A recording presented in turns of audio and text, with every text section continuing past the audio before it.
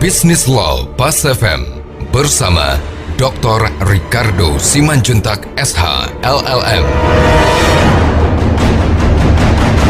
Mitra Bisnis Pas FM, hari ini kita akan membahas satu topik yang cukup menarik yang saat ini banyak menjadi perbincangan di media, yaitu tentang bagaimana seharusnya tindakan yang dilakukan dalam menghadapi perusahaan asuransi yang gagal dalam melakukan aktivitas bisnisnya.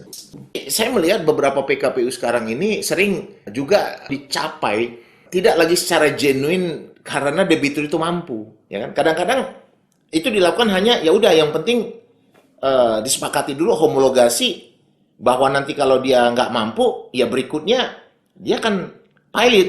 Jadi sometimes as simple as that.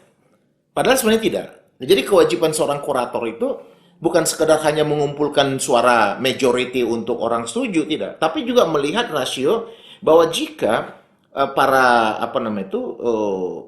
majority kreditur ini bisa menyetujui, maka memang debitur ini sendiri pun mempunyai dasar yang cukup mampu diyakini akan bisa lebih sehat dan mampu membayar utang-utangnya sesuai dengan perjanjian perdamaian yang nanti akan dihomologasi. Karena kadang-kadang kemenangan itu yang lahir dari voting itu bisa terjadi tidak didasarkan pada substansi yang sehat. Ya mungkin karena dia katakanlah memiliki afiliasi majority yang memang dari awal akan vote yes gitu.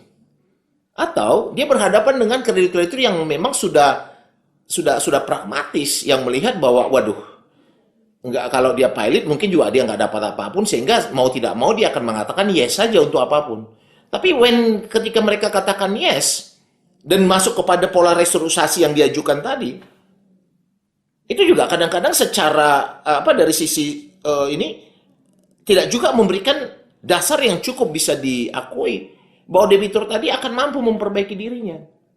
Sehingga seakan-akan ini hanya seperti nasihat dokter yang umum, ya kalau makan obat ini nggak sehat, ya makan obat yang satu lagi, gitu loh. Jadi kalau ternyata dia nggak mampu menjalankan perjanjian perdamaian yang sudah dihomologasi, ya dia bisa dimohonkan pembatalan untuk insolvent.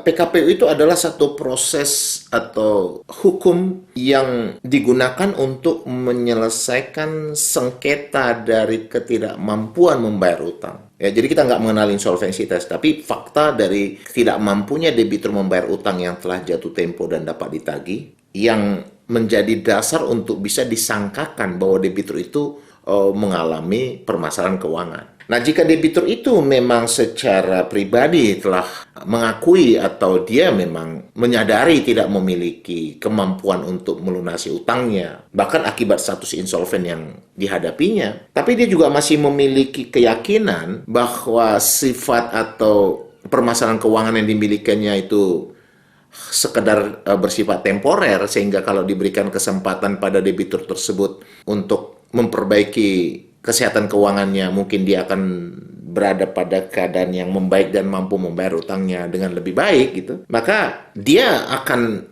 secara sukarela atau volunteer, dia mengajukan usulan kepada seluruh krediturnya agar memberikan kesempatan pada debitur tersebut untuk memperbaiki ketidakmampuan membayarnya menjadi lebih mampu melalui proses restrukturisasi utang, gitu ya. Jadi si debitur sendiri yang secara sadar gitu mengajukan permohonan PKPU tadi. Sebaliknya, kalau misalnya kreditur tadi debitur nggak mengajukan permohonan PKPU, lalu krediturnya yang mengalami kekhawatiran bahwa debitur tadi berada dalam keadaan kesulitan keuangan atau bahkan telah insolvent, tapi juga kreditur melihat bahwa satu solusi bahwa debitur ini masih memang layak sebenarnya direstrukturisasi, kreditur tadi bisa mengajukan permohonan PKPU. Jadi permohonan PKPU itu bisa diajukan either by the debtor or by creditor. Nah, esensinya adalah bahwa permohonan restrukturisasi utang melalui PKPU itu sifatnya kolektif. Jadi tidak individual, tapi dengan the whole creditor secara otomatis. Ya, jadi ketika debitur itu dinyatakan berada dalam PKPU, maka secara otomatis seluruh krediturnya tidak bisa lagi memaksakan penagihan atau bahkan tidak bisa lagi melakukan eksekusi selama dalam masa waktu PKPU. Demikian pembahasan kita kali ini. Saya Dr. Ricardo Simanjuntak untuk Business Law Pak Sefem.